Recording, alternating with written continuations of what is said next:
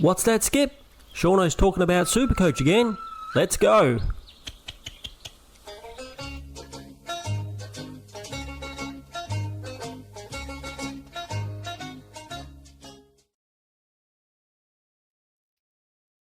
G'day everybody, it's Shauno again, and I'm back with some more Supercoach content. Today we're going to be doing our round 5 review, and as you can see, we've got a green arrow, which makes Sean a happy boy. Okay, but before we do, if you haven't already subscribed, please do that for me now. Thank you for all your support so far this season, but if you haven't subscribed, that would be awesome. Just do that for me right now. Now, if you like the video, please like the video and leave me a comment down below and tell me how you did this week. And last of all, don't forget to join my Discord. I'll leave a link down below. And yeah, if you would like, we will feature your team on our Thursday live video. All you need to do is pop your team in the Place My Team Here channel. And yeah, we'll pop your team up on the screen and have a chat about it. So anyway, let's get on with it and see how Shauno did this week. All right. We scored a score of 2,133. Not the best, not the worst. Up 36,000 places from last week. So not too bad with a round 5 rank of 41,298.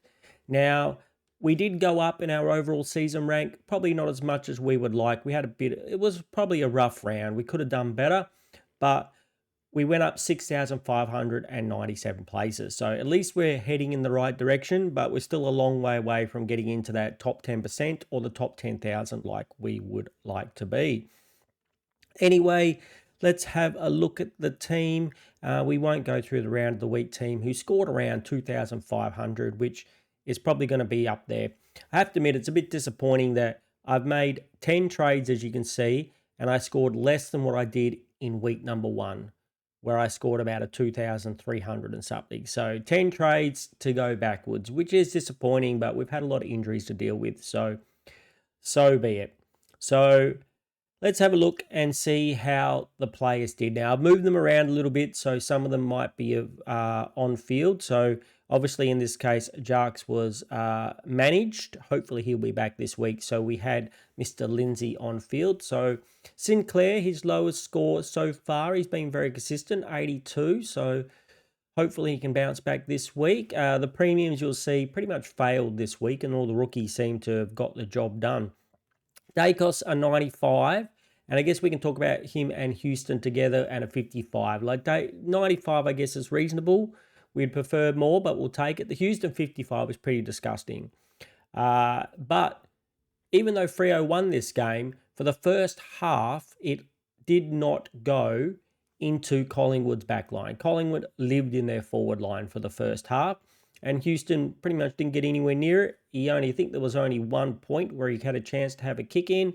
So I'm hoping a bounce back score from him again next week, but it's looking a bit brutal, but I don't really have the trades to go and swap him to anyone at the moment. So we're just going to have to hope that he comes good and that's he's not going to score us 50 or 60 every second week, because at the moment he's got a break even of 100. If he does this again, he's going to lose a stack of cash, and he was already a mid-pricer. Blamiers gave us 79. I believe I had him actually in the midfield instead of he didn't have the DPP status then, so he actually played on field in the midfield, and Sarong was playing in the back line here. So Sarong, 75, very nice from a rookie.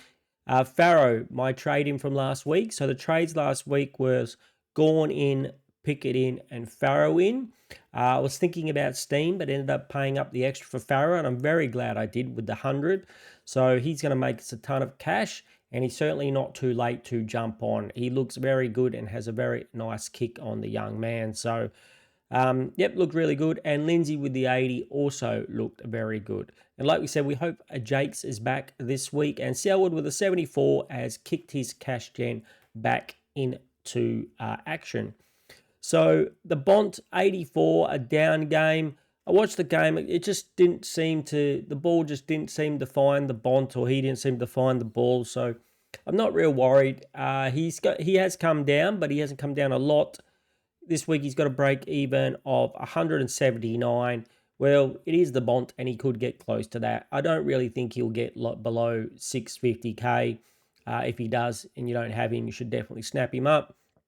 But I think he'll probably float down to that 650 to 700k and live there for most of the year. Zach Butters, a nice comeback game from him too with a 145. I think this might be the highest score that he's had so far since this season, since round one. So nice to see that for him. Dacos, 94, probably still feeling the effects of that injury. Hopefully another week and he'll feel a little bit better. Now, Noah Anderson, I think this is the time. I don't know if we're going to make this a regular segment, but for this today, we're going to make it a segment. So we're going to call it what shall we call it? I think we're going to call it the Shauno. We're not going to call it the whinge. We're going to call it the rage, the Shauno rage. Anyway, here we go.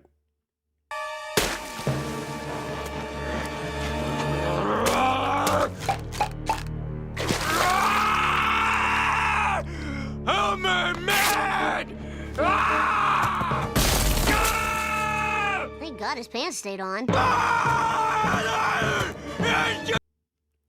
Noah Anderson, you are a flog.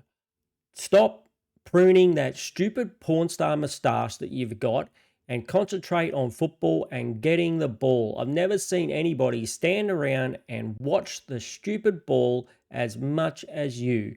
Not only that, you have a terrible game. After the game, you come out and have a massive whinge about, the umpires were unfair. The other players were treating us badly and taking cheap shots. I give you the big tip, Noah.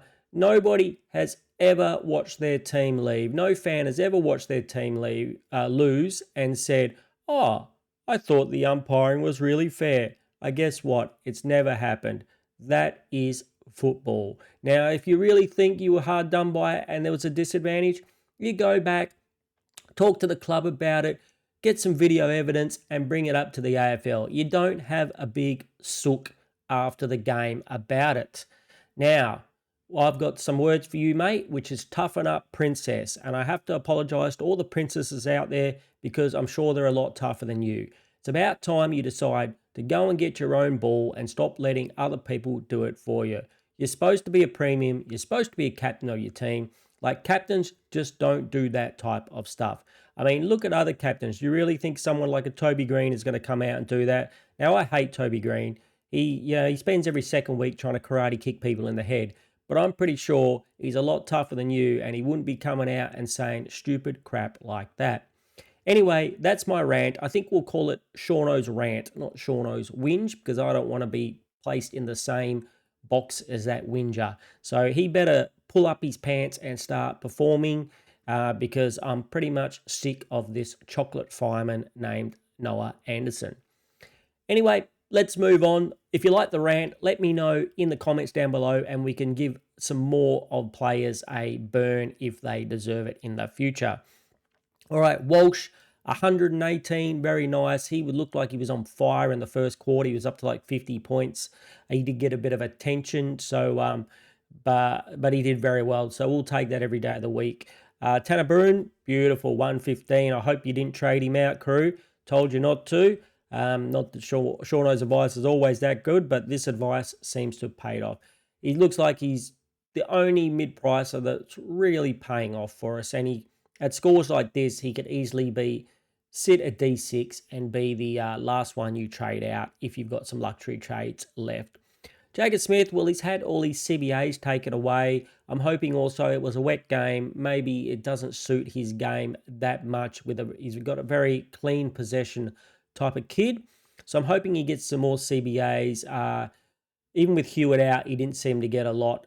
They got Williams, I believe, that was taking CBAs. So hopefully that's just because of the weather. And Smith will be back in the CBAs because we saw how good he was those first few weeks. And he kind of looked like Carlton's best player the first few weeks. So why wouldn't you give him the CBAs? Blemires, 79. This guy's been awesome for a 99k player. Definitely a fieldable option most weeks, and I had him on the field for the 79 this week. My rookie roulette worked out very well this week. We had Grill off for 59. We did trade out Carroll, who got a reasonable score, but we needed to trade out Carroll to get Farrow in. So even though Carroll has re-kicked his cash gen back in the backside, I still think I'd prefer Carroll, and Carroll looks like he's going to be more of an on-field option than Farrow is going to be more of an off-field option than Carroll. Sharp, well, we're just hoping he's going to come back soon. So at the moment, he's just sitting there. And Murdoch, we kind of hope that he comes back this week as well. Gawn, who we got in, got a 131, and we did take this as his captain score. So that was very nice of him. Welcome to the team, Mr. Gawn. McAndrew, 83, looked very good. Another great score from him. Duff Tyler is one we're going to have to talk about. Did lose money. He lost about with a score of 14, and he has a break even of 78 this week. So I think he might be on the chopping block, but we're going to talk about that when we get to the trades section. Now, Mr. Sheasel, 127, very nice. I like it. Pickett, 94, another one of our trade-ins this week. This is reasonable. Hopefully he can score a little bit more for us, but that was fine for a forward. Myers, a little bit worried for Myers. We paid $500K for him, hoping for a 90 to a 110 player. Some people have said the Norwood ground where he played at didn't really suit him, and maybe the new rules don't suit him as much. But the first 2 weeks he did score 100, so hopefully he can get back into that form, or maybe hopefully it was just the grounds where he was playing. It didn't really suit that kind of link-up man that he plays. Flanders, 88, well, that's right on his average. It seems to be what he's doing around about most weeks. Maybe not the premium that we hoped, but he's scoring enough for us to keep him there. I think we've got bigger problems. Philippou, 69, who we did not have on the field. We had Robertson on the field for his 85, who unfortunately seems like he's injured. We don't have a timeline on that yet, so not too sure what's going on there. And Marshall, we did have Marshall on the field for a 48. Unfortunately, once Port started losing, they put him forward and he pretty much scored no points in the last quarter. So a little bit disappointing there. Hopefully he goes back to that back roll. Otherwise, we'll have to probably punt him at some point. And Connor Buderick, I only kind of found out through listening to some other people that he might also have an injury.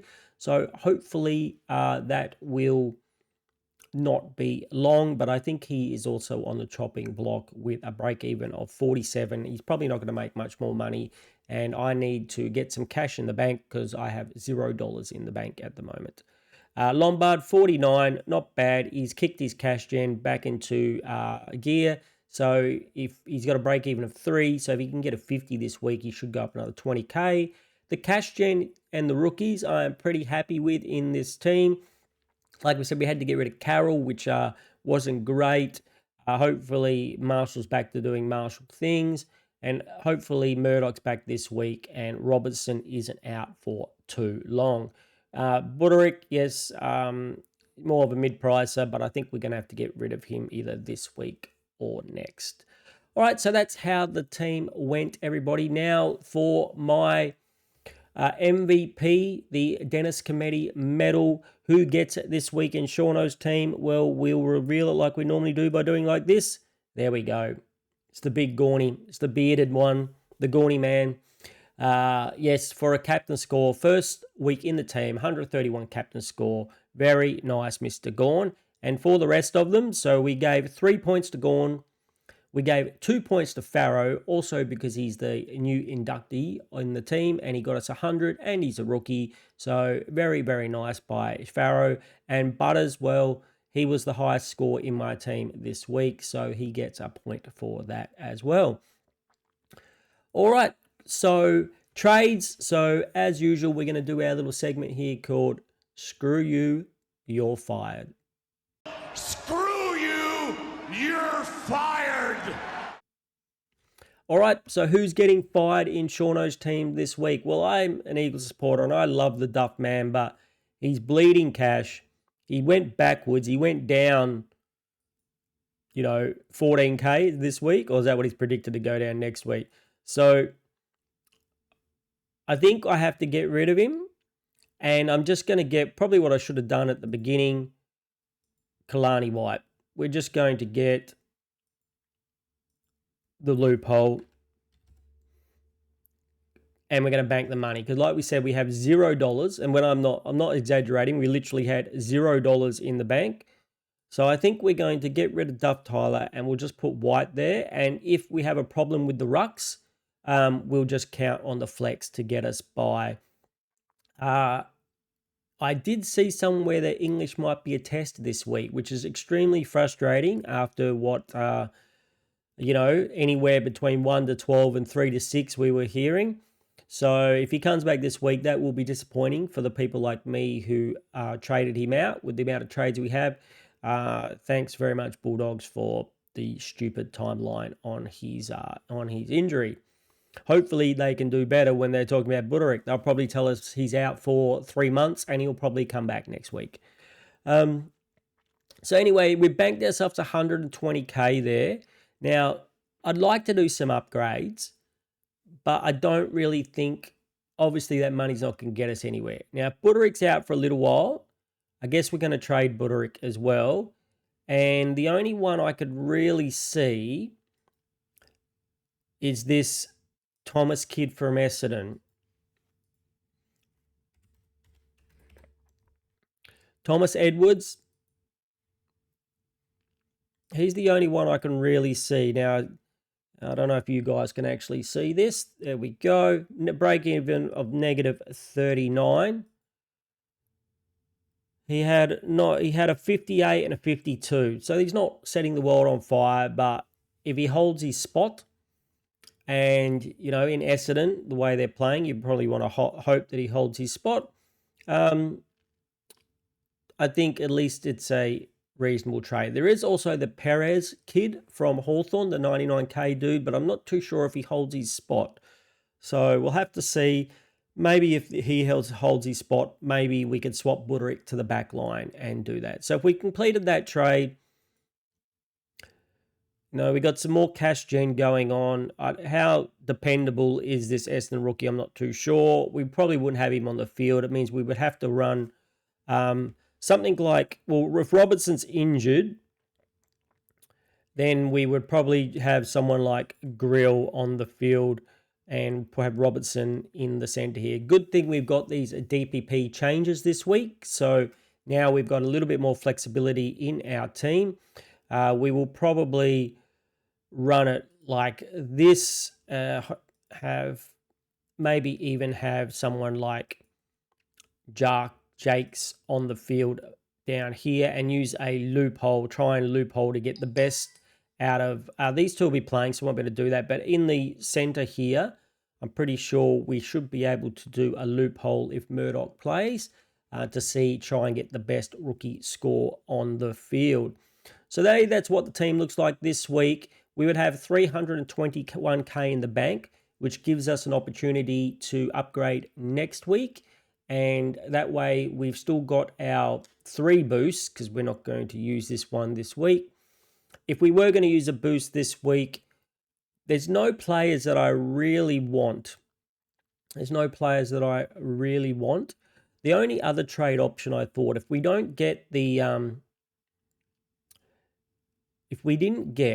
undo those trades, if we didn't get the Essendon rookie, there is one player that I think could be okay, but it would be a big risk. Now, to get this player, we would need to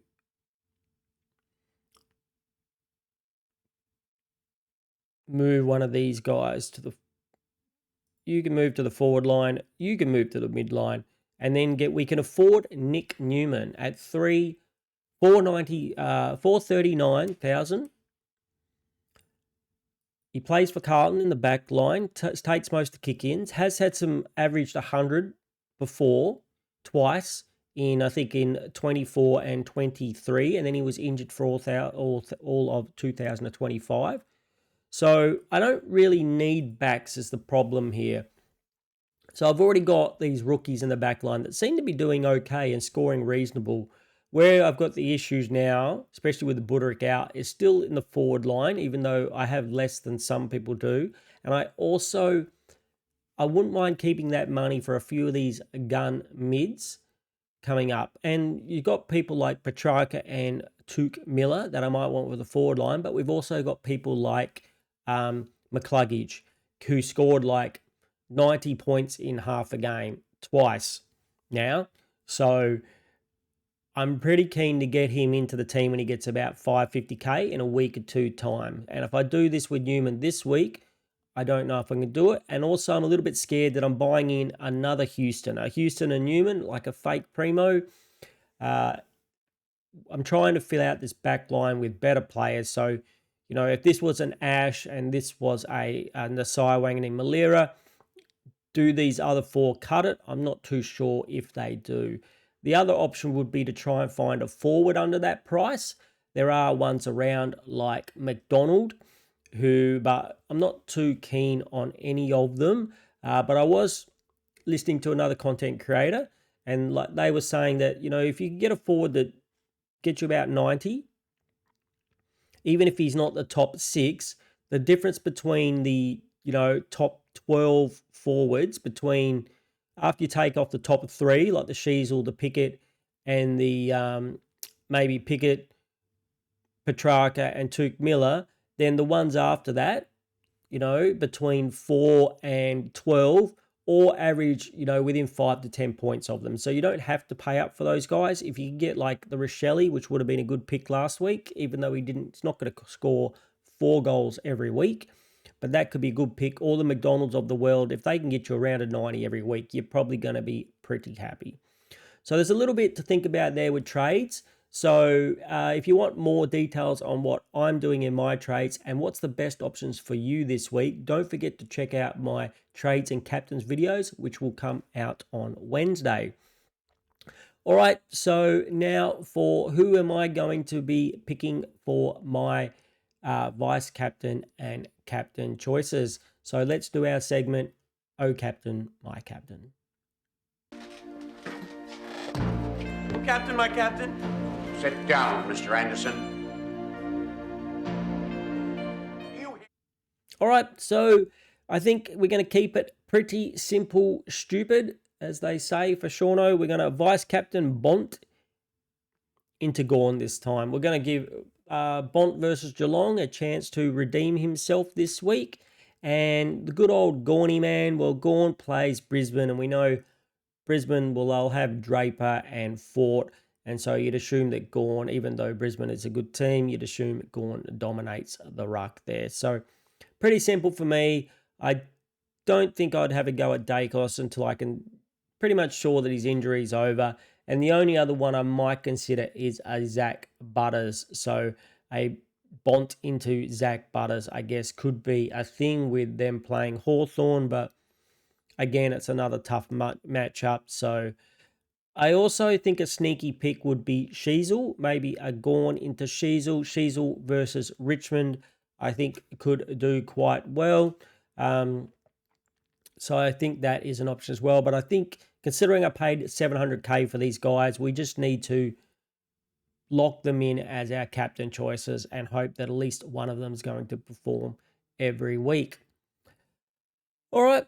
So I don't think there is too much else to go over with the team this week. Don't forget, on Wednesday, we'll have that trading captains video. And on Thursday, we'll have the live video where if you joined my Discord and you popped your team in the Put My Team Here channel, we will go through your team up on the screen, and either you can brag about how well you're doing, how much you're killing me in the overall rank, or if you need a bit of help, we can do that as well. Now, if you've liked the video, please like the video and don't forget to subscribe. Go ahead and do that now. If you're still watching the video and you haven't already subscribed, that would help me out a lot, especially if you want to laugh at me when I get my words wrong and I can't say subscribe properly. That would be awesome. And don't forget to leave me a comment down below of how you did and what are your plans for this week. Anyway, crew, it's always a pleasure. Thank you so much for hanging out with me again today, and I will talk to you all again very soon. Take it away, Skip.